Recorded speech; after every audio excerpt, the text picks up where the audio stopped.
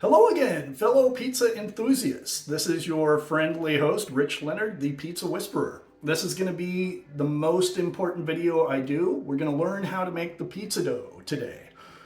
That's the most important part in my mind. It's the hardest one to nail. You know, anybody can buy some really good ingredients and throw them on top of a good pizza crust, but getting that dough is the trickiest part. I've been working on this particular recipe for a little over a year now, and I think I've nailed it. So while I'm a fan of putting your own flair on most recipes and, you know, just using what I give you for most of these other recipes as just a baseline, this one I would recommend you be as precise as possible with your measurements, everything along the way. The one thing to tinker with based on your climate is the water temperature. I'm in the Pacific Northwest, so I'm going to use kind of a lukewarm water. If you're a little hotter, you might want to go with a little colder water. If you're in a colder climate, maybe go with a little hotter water. But start with lukewarm and then tinker around from there. Before we get into it, let's have a nice tribute. This video is going to be dedicated to your Seattle Mariners who are going all the way this year. Ems, 2023 is your year. I can feel it. Let's go, Ems. Let's make some pizza crust. All right, folks, let's talk ingredients. I will put the full recipe and instructions in the comments section. I'll also give you a link to where you can buy the only flour I would recommend using for this recipe. It makes that big of a difference. I have tried a lot of different kinds of artisan bread flour, different types of bread flour. This stuff is big in Europe, type 00 flour. It's supposed to be amazing for New York style pizza crust. Good, not great in my opinion. I've tried some other kinds of like high gluten flour that make a good New York style pizza crust. These are all things you can kind of get in a normal grocery store. None of them are going to do the trick for me. The stuff I used, if you're from the greater Seattle area and about my age, you might remember Da Vinci's Flying Pizza on the east side in Kirkland. That's where I worked back in the 90s. And Seattle's best New York style pizza restaurant today used this stuff that you can't get in the grocery store. It's a big 25-pound bag of Grain Craft Power High Gluten Flour. We just call it Power Flour.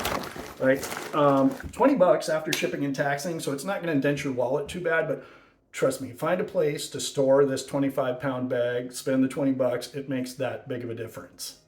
Okay, now we'll get into the rest of the ingredients and we'll start making some dough. Hot tip, be extra precise with your measurements in this recipe. Because we are good at preparation, we've got all of our ingredients measured out. Just going to talk again about a few important things here before we get into it. So again, the only flour we ever want to use here, the high gluten power flour. We're going to do, that's 5.5 cups here. Again, I'll put the recipe and instructions in the comments, but 5.5 cups power flour. Half a cup semolina. If you can find Durham flour, that's a great substitute here. It's a little harder to find. Semolina's great in there too. This stuff, my lovely wife, Mrs. Pizza Whisperer, found this stuff, and this is going to help you, especially if you're cooking in an oven where it's hard to get a nice crispy crust. That's really going to help it crispy up. So we're going to give 2 tablespoons of the diastatic malt powder, tablespoon of good old-fashioned Morton salt, 2 tablespoons of extra virgin olive oil, 1 1/4 teaspoon of dry active yeast. I use this brand, it works great. I'm sure you can use other brands. The one thing to be careful about is make sure you have live active yeast. If you have old yeast, it's not going to foam up and activate and eat that sugar like it should. So I'll show you how to tell whether or not you have live or dead yeast in a minute. The last ingredient here is the sugar that yeast is going to feast on, and we got 1 tablespoon there. Just good old-fashioned granulated sugar. So let's get into it. We're going to start, last ingredient is the water, which I've already got in the mixer. So let's get, okay, here's our last ingredient, the 2.5 cups of lukewarm water. We're going to start with the sugar and the 1 1/4 teaspoons of dry active yeast. Just a little baby swirl there. Kind of break up some of those yeast balls. All right, we're going to come back in 5 minutes and you should see the yeast start foaming up from the bottom. If it's doing that, we're in good. That means it is alive and it is eating the sugar That's the action you want to see. So we'll come back. I'll show you that in 5 minutes. We'll dump the rest of the goodies in there. We'll mix it up and we'll start rolling out some dough balls. Okay, we are back and you can probably see that yeast bubbling up to the top. That's a good sign. That shows that our yeast is alive and do it what we want it to do. So let's go ahead, throw all the goodies in there and mix it on up.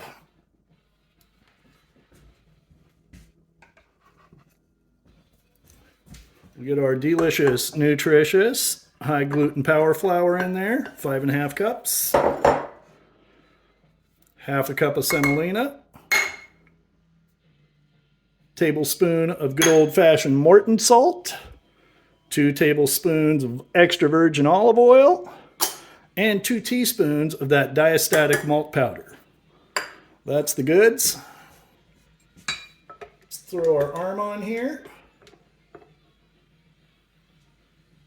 That's about 5 minutes and we have the one big sticky ball of dough. We're going to get this on the cutting board and portion it out and roll it into pizza doughs that we can start using as early as tomorrow.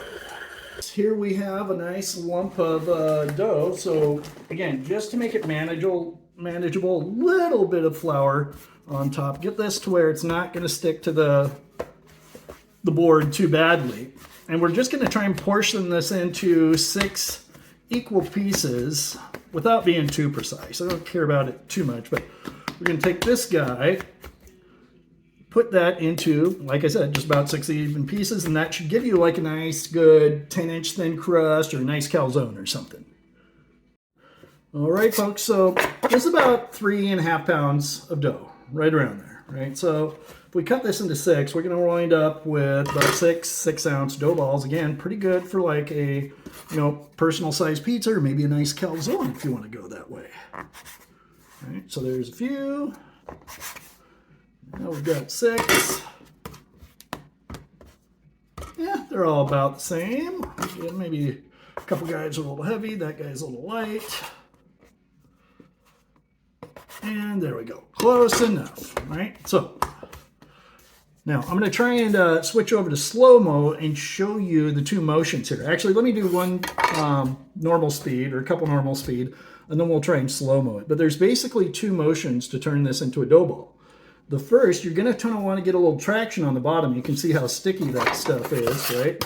And you do want that traction, but we're basically going to get the traction on the bottom and pull the top over the bottom. Give it a nice 90-degree turn, right? Same thing, and back over the top, right? Pretty sticky, so I'm going to give myself a little more flour on the hands here. And we're going to repeat that process just a few times. You can see it helps to go fast here. So let's go here. Hit it again, and then the second motion, you're going to try and get that thing to roll into itself, but kind of on a turn, so you're turning it into like a nice shaped dough ball, right? And that's, man, this is sticky stuff, right? And there you go. That's what a nice regular old pizza restaurant style dough ball should look like. So we're going to do this pretty quickly. I'll try one more at normal speed, and then we'll try and do a couple slow-mos for you. All right, we're going to flour up again because that's really kind of sticking to my hands. All right, let's go. Back in the 90s, when we worked at Da Vinci's Flying Pizza in Kirkland, me and my buddies, after a long, busy night, sometimes we'd have to do 150, 200 pounds of dough in one night. So you'd get one guy portioning, the other guy doing 2 of these at a time, cranking out these nice little dough balls, right? Rocking out to Alice in Chains or Metallica or something, just to get the speed vibes going. Because the sooner you got your dough done, the sooner you could get out to the Central Tavern. All right, folks, let's try slow-mo.